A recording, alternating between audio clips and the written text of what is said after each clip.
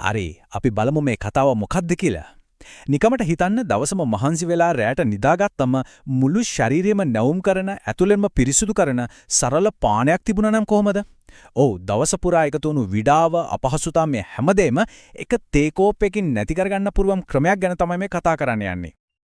ඉතින් මේක තමයි ලොකුම ප්‍රශ්නය. අපි නිදාගෙන ඉද්දි අපේ ශරීරය ඇත්තටම අලුත් වෙනවද?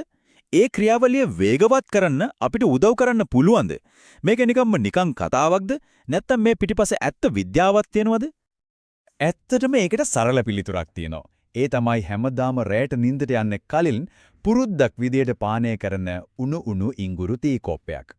මේ හරිව සරල දෙයින් ශරීරයට ලැබෙන ප්‍රයෝජන ගැන තමයි අපි දැන් ගැඹුරින් කතා කරන්න යන්නේ. ඉඟුරු කියන්නේ නිකම්ම කුස්සියේ රසකාරකයක් විතරක් නෙවෙයි. ඒකට වඩා ගොඩක් එහා ගිය දෙයක්. අපි දැන් බලමු මේ පොඩි ඉඟුරු කෑල්ලක් ඇතුලේ හැංගිලා තියෙන විද්‍යාත්මක බලය මොකක්ද කියලා. ඉඟුරු වල තියෙන මේ පුදුම බලයට ප්‍රධානම හේතුව තමයි මේ සංයෝග දෙක. ජින්ජරෝල් සහ ෂෝගර්. සරලවම කිව්වොත් මේවා කියන්නේ හරිම ප්‍රබල ප්‍රතිօක්සිකාරක. දවස පුරා ශරීරයට ඇතුල් වෙන විෂද්‍රව්‍ය එක්ක සටන් කරලා ඇඟ පිරිසිදු කරන්න උදව් වෙන්නේ මෙන්න මේ දෙන්න තමයි. හරි.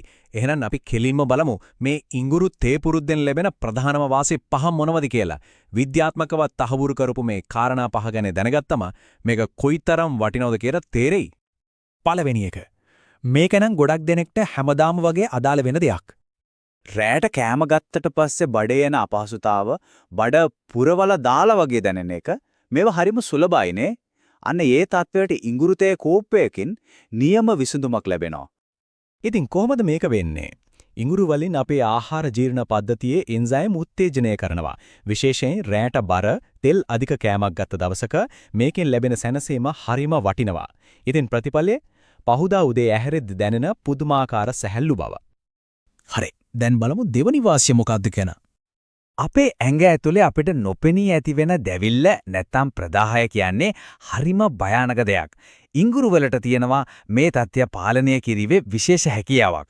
මේක ඇත්තටම හිතනවට වඩා ගොඩක් වැදගත්. මොකද හෘද රෝග, දියවැඩියාව වගේ බරපතල ලෙඩ ගොඩකට මුල පුරන්නේ මේ අභ්‍යන්තර ප්‍රදාහය. ඒ විතරක් නෙවෙයි ඉඟුරු වල තියෙන ප්‍රතිප්‍රදාහක ගුණය නිසා සංදි වේදනාව පවා අඩු කරගන්න පුළුවන්.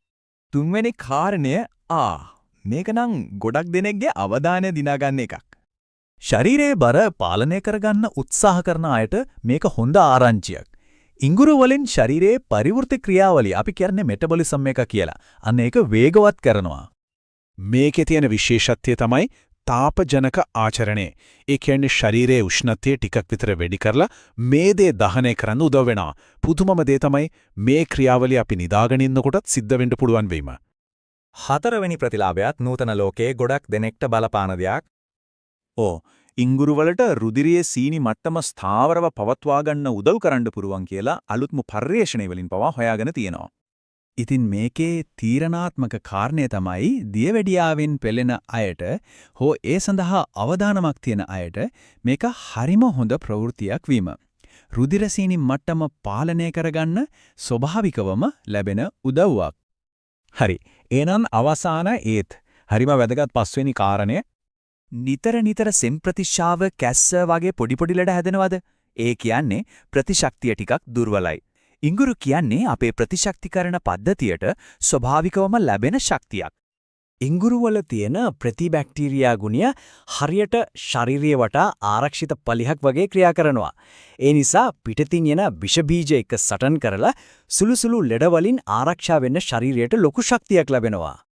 හරි. දැන් මේ වාසි ඔක්කොම දාන්න නම් මේ තේක හරියටම හදා ගන්නත් එපයි. අපි දැන් බලමු කොහොමද හරියටම ඒක කරන්න කියලා.